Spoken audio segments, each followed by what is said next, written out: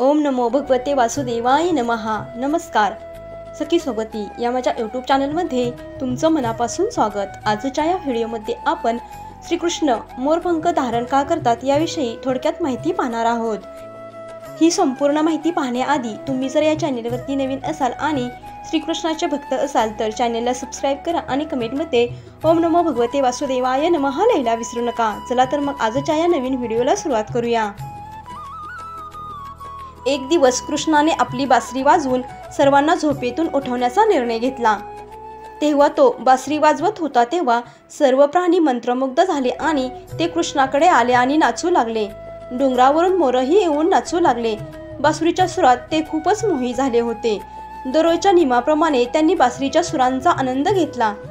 बासरीचा सूर आणि संगीताने त्यांच्या मनाला स्पर्श केला होता। मोराच्या राजाच्या विनंतीनुसार कृष्ण त्यांच्याबरोबर नाचला। हा देखावा मोरांसाठी खूप सुखदायक होता। मोराच्या राजाने त्यांचे पंख प्रेमाचे आणि कृष्णाच्या कृतज्ञतेचे चिन्ह म्हणून अर्पण केले। त्यांच्याकडे देण्यास दुसरे काहीही नव्हते।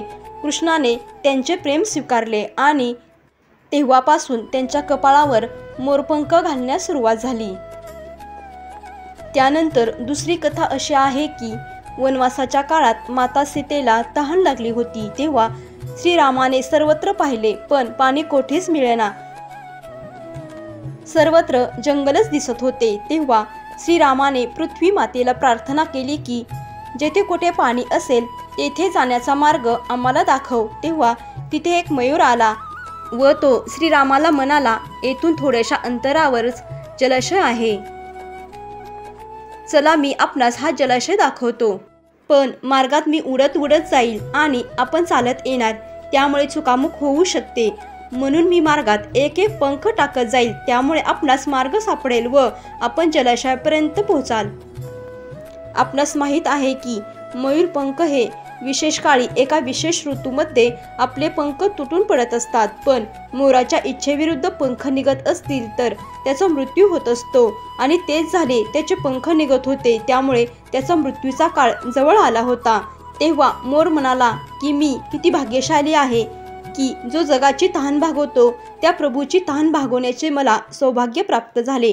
माझे जीवन धन्य झाले।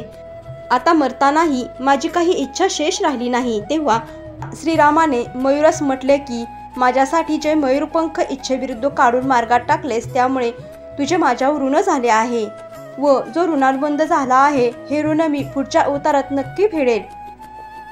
माझ्या कृष्ण अवतारात तुला माझ्या माथ्यावर धारण करीन। त्यानुसार पुढच्या अवतारात श्रीकृष्ण अवतारात त्यांनी आपल्या माथ्यावर मयूरपंख धारण करून वचनानुसार मयूराचे ऋण उतरवले। जय श्रीकृष्ण।